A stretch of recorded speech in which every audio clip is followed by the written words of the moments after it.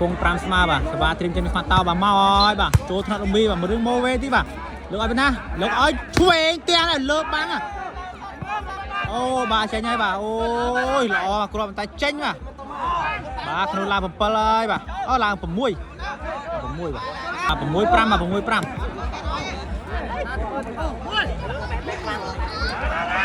មកហើយបាទចូលថ្នាក់លំមីទៀតហើយបាទលើកឲ្យឆ្វេងໄວនេះច្រកបាំងមួយយកបាត់អេរុញតែក្រោយមានអ្នកជួយអើយស៊ីបដ ơi បាទសវ៉ាត្រៀមចេញខាងនេះទៅហើយបាទហើយបាទចូលកញ្ញាដុំមីបាទផាដាក់អើយលុយអើយអស់បាត់ហើយយេលេងសម្ដីធ្ងន់ធ្ងរណាស់បងបាទសវ៉ាដូចទៅខាងនោះវិញហើយបាទ